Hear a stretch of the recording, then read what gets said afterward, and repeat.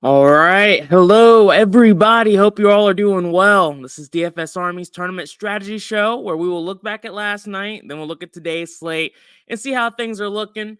And of course, we'll go game by game, talk through today's injury news. There's no late swap, so that will definitely create a little bit more strategy because we do have some questionable tags. So much different than last time around. So let's go ahead and jump into last night's slate. I don't have the 100K winning lineup, but I can walk through the 20 maxes top lineup from yesterday, and I think it does speak to some things and some guys that did well, some guys that didn't do as well. I will mention, for me personally, not a great night. So that's 2 nights in a row, which is a bit of a buzzkill. I had too much Jabari Smith and I had too much PJ Washington. Exum didn't show up to me he didn't show up for me once we got the, what news was it? I think it was the Clippers news that we got pretty late. And we found out, yeah, Bones Highland was starting. Once we got that news, I didn't really get a lot of Exum, but it was really Jabari Smith and PJ Washington who I was getting way too much of. But let's talk through it. So Tyrese Maxey was in the nuts line for the 20 max. I'm pretty sure he wasn't there for the 150, 100K lineup last night. But he was there. He was a leverage play last night. He did fine. He wasn't anything special, though. You didn't need him. Jaylen Brown, he crushed. We did put a min on Jaylen Brown last night on the pre-lock show, so that went pretty well. Amin Thompson crushed last night. He was in great form.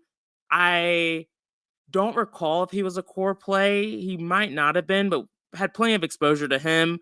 Jalen Williams was someone that we put a min on the pre-lock show. I liked the Thunder a good bit last night, so I put a min on SGA, Chet, and Jalen Williams, and Jalen Williams was really the one to come through. Gafford crushed last night. Had exposure to Gafford. I don't remember exactly where we landed. I don't think I was quite over the field. I was a little bit underweight just because it was hard to force in a lot of the center plays I liked last night. I know Brandon had him as a core play, so that crushed. Bones Highland was an obvious core play once we found out he was starting. Tim Hardaway Jr. crushed, and then Kyrie had a fantastic night as well. So interesting slate. It's weird. I feel like there were a lot of plays we got right. Fred VanVleet was a great one too, but just had way too many of the Mavericks, and that's a trend we've seen. What's up, Thomas? How are you? I hope you're doing all right, man. I literally just messaged you. I didn't think you were going to be able to make it, but it's all good. I'm glad you were able to make it. Let's go ahead and jump into today's slate, though, guys. I think it's going to be an interesting slate. Like I said, we have some interesting spots that aren't seeing too much ownership, and we'll start off with the Suns. For the Suns tonight, we have Eric Gordon listed as TBD. Josh Okogie is listed as TBD. If they end up playing tonight, the Suns are already not that interesting from a DFS standpoint, but they become a lot less interesting if we see Gordon and Okogie play because they've been out for a while. Right now, I have him on Bradley Beal. We've been on him for a while. He did well last night. He was good the game before. He's not someone that there's a lot of very, very strong guard plays on this slate. He's someone that I like, assuming Eric Gordon and Josh Okogie end up getting ruled out. He's also a sim model play. But again, if Gordon and Okogie play, and with this being on the back end of a back-to-back, the priority of Bradley Beal goes down a good bit for me. We've been hitting on him, but it wouldn't shock me if he starts to go a little bit cold here. The matchup against the Hornets is a fantastic one. We all know the Hornets are god-awful everywhere at this point. It's weird. Nurkic went off last night as well. He was fantastic. I didn't have any. You all know I hate chasing, but I also like playing bigs against the Hornets. And so he's also someone that I'm very comfortable having exposure to once again tonight, and he's not that expensive. Devin Booker and KD are once again going to be hard for me to get to. KD wasn't great last night. Devin Booker at 9K, I'm just not a big fan of. The matchup is fine. It's good against the Hornets. So again, I'm not going to talk you out of playing them.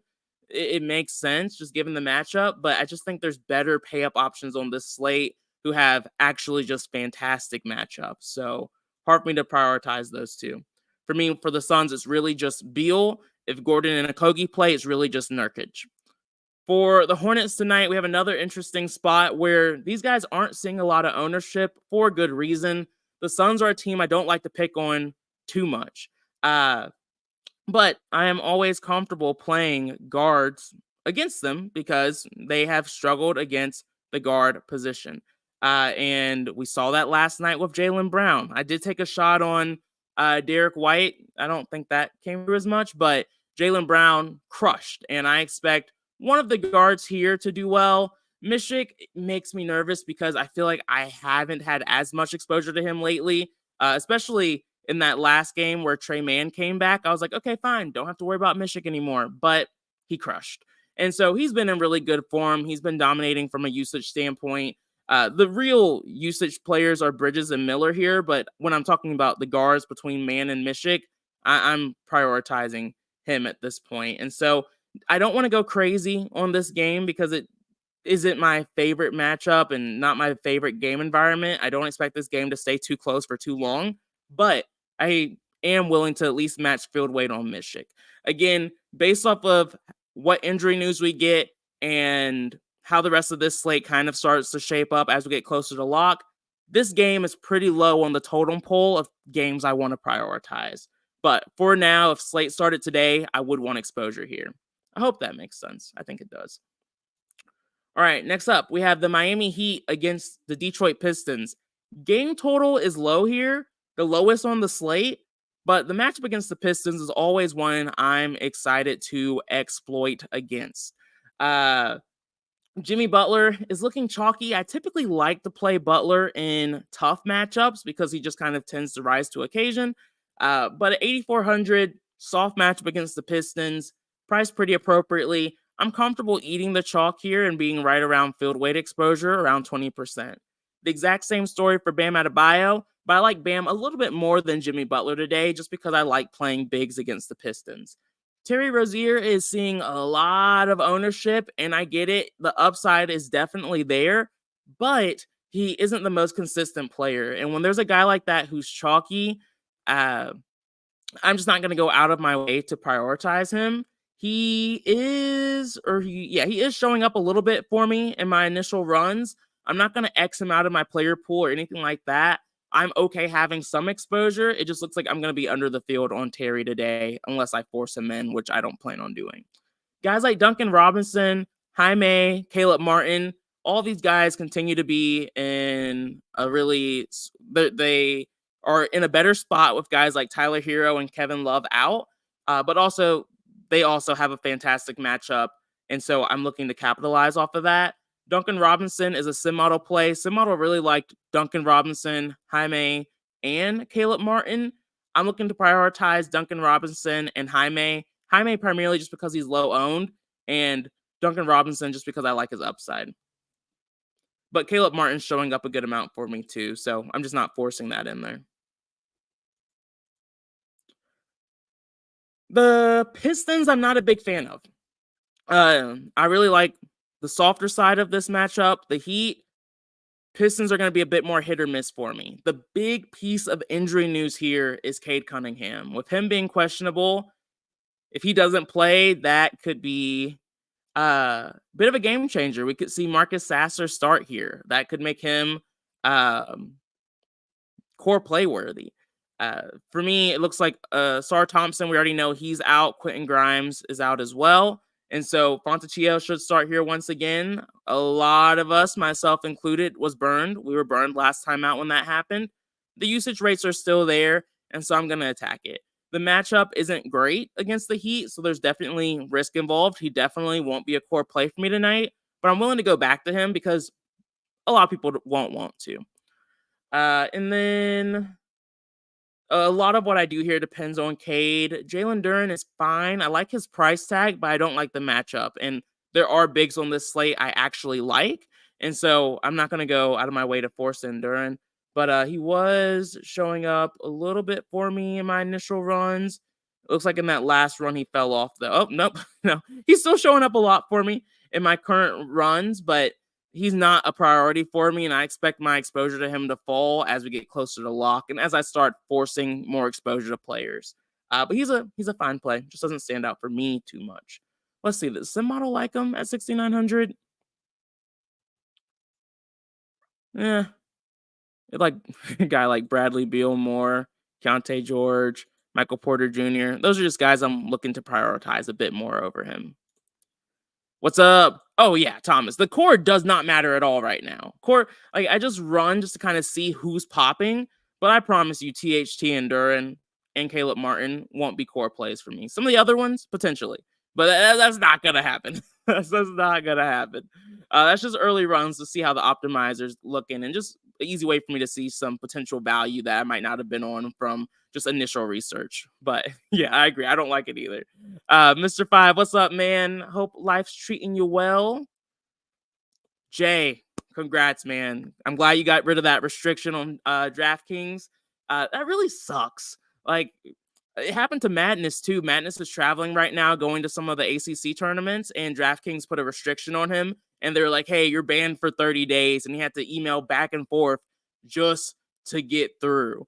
And so now he can finally play on DraftKings again. But I get states have laws and stuff, but they have to be a little bit more careful around just banning people for playing in a different state where it's still legal.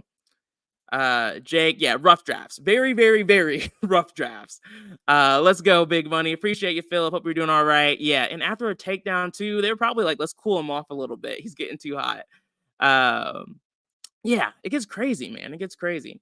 But yeah, so for the Pistons tonight, I like Fontecchio just because no one else, or not no one else, but a lot of people are going to be a little scared of him here. I'm willing to go back here, and I like him significantly more if Cade Cunningham is out. That actually might make me excited enough to make him a core play. Let's see. And that's pretty much it for the Pistons. Not a team I'm excited about, but a team we might have to pay attention to. There's no point in talking about no late swap strategy there just because we should get that news in time. Both of those games start at 7, so I'm not overly concerned about that. For the Magic tonight, I like them a lot more than I think other people do. They don't have any injury news, which sucks, and I typically don't like playing the Magic, but you all know I like beating up on this Raptors team. They're a team I like to target. The Magic, they're not going to be a core play for me by any means, but they are a team I do want to have exposure to because the upside is there and the matchup is soft because the Raptors are missing a lot of guys right now. So Paolo Banchero at 8,900, he's pricey. We're paying a bit of a premium for him, but I do want to make sure I'm around field weight exposure just because he does have slate breaking upside in a matchup like this. Similar situation for Franz, but just like the field, I do prefer Paolo. I prefer Paolo over Franz. And then last but not least, Wendell Carter Jr.'s seeing decent ownership. I think that's because a lot of people know that this front court is really bad and he should be able to bully the hell out of them. His minutes are a little scattered, and so that's why he's not a core player or anything like that, but he's someone I do want exposure to. Outside of that, for the Magic, Suggs has a decent matchup. Not a priority for me, at least not as of right now. And I do have some exposure to some of the other role players on this team showing up, but it's so early, I don't want to hyper focus on it too much right now. So like a guy like Mo Wags is showing up, but I don't really expect that because I think we will get a little bit more value where we don't have to play him. But I could be wrong, and if I am, I'll be close to field weight exposure. I wouldn't want to go any higher than 20%. All right. Next up, we have the Raptors side of things. The Raptors lost to the Pistons. The other on, was it Monday or Tuesday? I don't remember anymore. But part of the reason why they lost is because RJ Barrett and Gary Trent Jr. were both out, and they were struggling a lot from an offensive perspective. They couldn't hit anything. Emmanuel quickly did well because he was really the only viable option they had. Bruce Brown also did well, so I don't want to crap on him too much. But as a whole, their team looked really bad, which you know is the case when you lose to the Pistons. So for me, I am the matchup against the Magic is tough. The Magic are one of the better defensive teams in the NBA right now. But just because of how involved Emmanuel quickly is and him seeing an increase in usage with Barrett out, I do want to still make sure he's top of mind. What's really going to be my main decision maker here is Gary Trent Jr. Gary Trent Jr. is currently questionable. If he gets ruled out, Emmanuel quickly is someone that I'm looking at as a potential leverage play. But for now, I'm just going to kind of take a wait and see approach. On the pre-lock show, if we don't have the Gary Trent Jr. news, I will just take the shot on quickly and be a little bit over the field there. Bruce Brown would see a boost too, and I would also force exposure to him if I'm able to. But you'll see the situation. The late games on this slate have so many guys in fantastic spots. These early games are not the games you want to prioritize too much. So it's a bit of a balancing act. All right. Clippers, once again, are going to be a team we have to worry about a little bit tonight. We do have James Harden listed as uncertain to play. We know Kawhi Leonard and Paul George on the back end of a back-to-back. It wouldn't surprise me if we get a late Q tag on one of them. We've seen that happen plenty of times before in the past. The matchup against the Pelicans is one that I never get too excited about. Sim Model likes James Harden a little bit. If we get news that he's going to play, I'll take a shot on him. If we don't get that news, I will not take that shot. He said he's uncertain to play, and so therefore I'm just not going to risk it unless we get some confirmation there. Kawhi and PG, that play came through last night for us. I wish I went harder on it because I kind of let it slip my mind, but I do think PG and Kawhi could be viable if we get the news that James Harden is ruled out, even in a tough matchup. Funny, someone asked me in the Discord yesterday, like, do you want Kawhi or PG?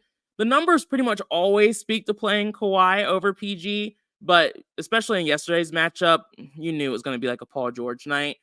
But today, I would have to go back and forth on it a little bit more. Again, I'm not going to touch these guys unless we get confirmation here. With no late swap in a tough matchup, this isn't a spot I'm trying to get cute on. There are some spots, and we'll talk about them, but not with the Clippers. For the Pelicans, Thomas said, I had that restriction for months. I had to send tons of paperwork to get cleared. That's crazy. Crazy. Jonathan Isaac, Jay? I'll be honest, I didn't look too close at Isaac. But 3,700, he is seeing a lot of ownership. He is showing up a little bit for me right now. We'll look closer at it. I don't think it's wild. I'm hoping we get better value. I am. The Magic role players always terrify the hell out of me. I don't trust any of them. But if we have to, we have to, and that's just the way it is. Next up, we have the Pelican side of things. The matchup isn't great here for especially Zion. The Clippers are ranked 24th in allowing in most fantasy points allowed to versatile forwards or versatile bigs like Zion. And so that's just not a great matchup. 24 is significantly not where you want to be. You want to see lower numbers there, not higher numbers. And so Zion is someone that I have a like on just because he's been in great form. If we get some of those Q tags, he's someone I don't want to forget about. But again, he's lower on the priority list for me. Brandon Ingram at lower ownership, a little bit of a softer matchup too. He hasn't been in the same fantastic form Zion has been in, but he does still have upside. Clippers are ranked 12th against scoring wings like Brandon Ingram. So a little bit of a softer matchup as well and lower ownership. So he's standing out for me as well. I'm just going to take that like off of Zion Williamson because I'm only looking at Zion if we get news on Kawhi or PG. Brandon Ingram, I'm comfortable having exposure to no matter what. I just like him a lot more if we do get some news there. All right, for the Nuggets tonight, these two games, like this Nuggets-Spurs game, this Hawks-Jazz game, these are the two games you want to build around tonight. So this is where things get a little bit more interesting. The Nuggets don't have any injury news that spices things up, but the Spurs are a bad defense. We know that. This is the highest total game on the slate, so that's another thing that interests me. We do have to worry about a potential blowout, but that's a risk for pretty much every NBA game these days. So I'm not overly. Nikola Jokic is a priority for me. I'm going to have exposure to him. You can guarantee that. Would love to be over the field if I can be, and I think we might be able to, depending on what happens with the Hawks here. Jamal Murray, 8,100. Fantastic matchup against the Spurs. Good game environment, 8,100. Chalky, but good spot where I'm not trying to overthink it. Michael Porter Jr. is the last guy I'm going to prioritize here. Sim model play, great matchup, good game environment. Ownership, 19%. A little worrisome on a guy like MPJ who can be a bit streaky. So I'm trying to remind myself to not go too crazy here. I don't want MPJ as a core play, but I am comfortable being over the field, even like 30 to 40%. And core plays for me are always just my top 5 highest owned guys. Some guys do force a 60% min on their core plays. That's also a very viable approach. Uh, Either way, Michael Porter Jr., I don't want him as a core play, even though I do like him tonight. Aaron Gordon is a viable option. I just tend to prioritize MPJ over Aaron Gordon, but he's definitely viable at 5,900 in this matchup. Outside of him, don't really love too many of the other Nuggets, and none of them are showing up for me either. Really prioritizing the top guys here. For the Spurs, I say it every time on every slate. If you're going to force me to play Victor at low ownership, I will. It's just that simple.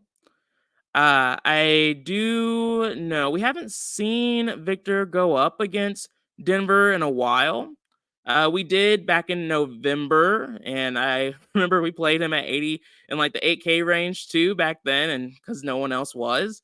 With Jokic, all I ever care about is the concern about foul trouble. He has improved a good bit from a defensive standpoint towards the end of this season, so it's not as soft as a matchup as it was earlier, but he did put up, what did I say, like 50, 60 points against these guys earlier this season, and he's gotten much better since then. So I'm willing to take the shot here. Again, nothing too crazy, just like 5, 10, 15%, something like that, significantly over the field on Victor once again.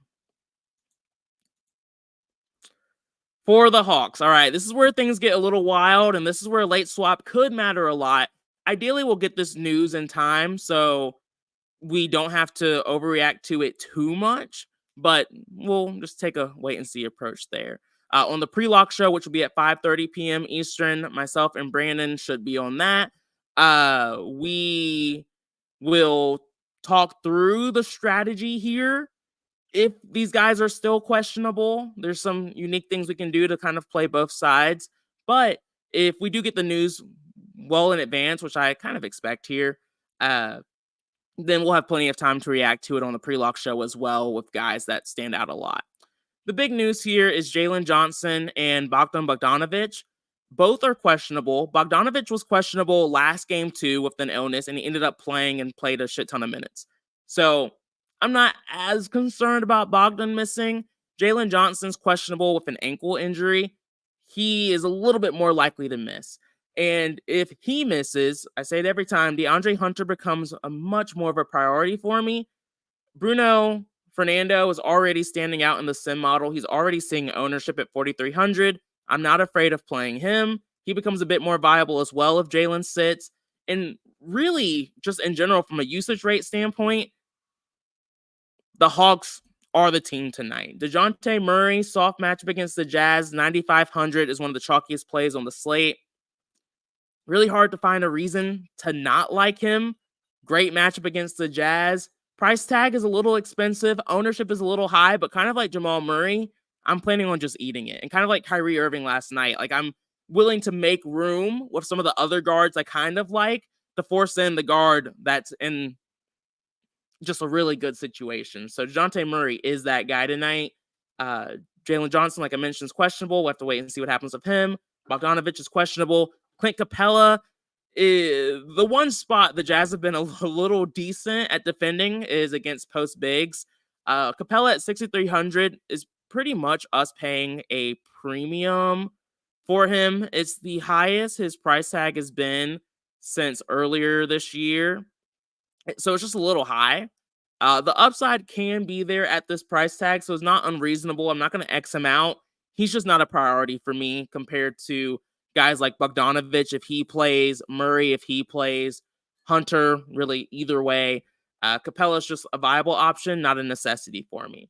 I do like Bruno a bit more just because Bruno's a lot cheaper. Bruno's really playing that Okongwu role. They're really still splitting minutes there with him. So really interesting team, but we really have to watch out for the Q tags here. And if we don't have that Q tag news, we have to have a strategy for how we want to get a little bit of edge over the field there.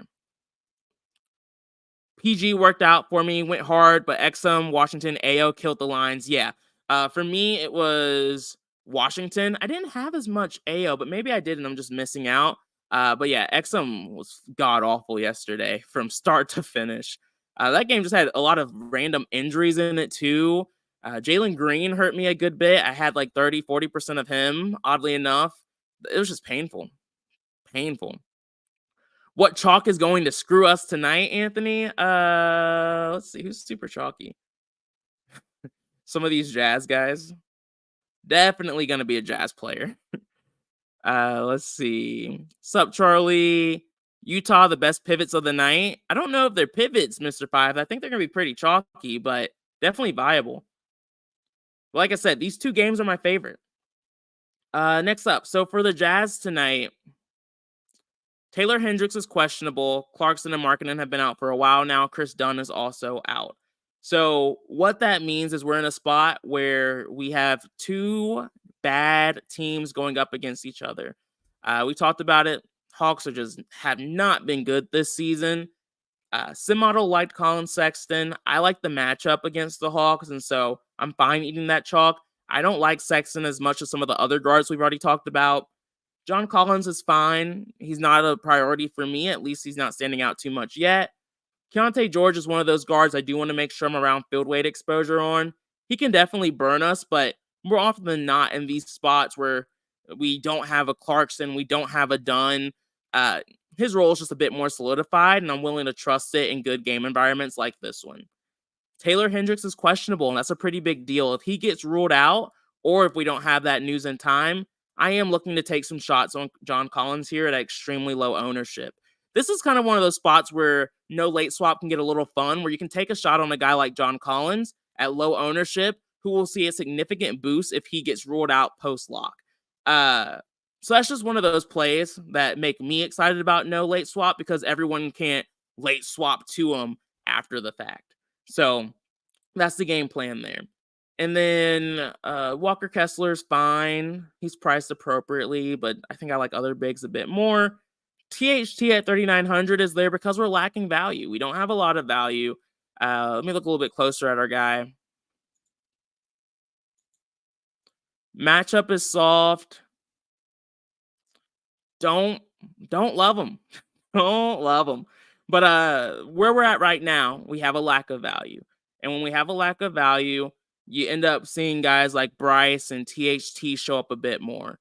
So for now, I'm fine with it. But as it gets more real, when we get closer to lock, I'll have to think a little bit more critically about it. And at this 50% ownership, I'll just have to make a decision. So that's my thought process right now on this slate. You all know me. When it comes to value, I just don't overthink it this early in the day. But it is something we will have to come to a conclusion on for the pre-lock show. So good stuff. John Collins revenge narrative too, Jake. See, there's a lot there. But I don't want to get too hype about it yet because I really just want Taylor Hendricks to get ruled out so we can have him at super low ownership and he goes off. But, talk about it too much, it goes crazy. So anyway, I do like this slate. Brandon will be on the show later today. There's a pretty good chance it will happen, but there's like a 5 to 10% chance. Might have to cut it off if some things don't go the right way. But ideally, pre-lock show will be at 5:30 p.m. Eastern time today. Myself, Brandon, will game plan what to do here with execution. We'll show our mins, we'll show maxes, we'll show core plays, leverage plays, all the good stuff. Appreciate y'all. Have a good one. Peace out.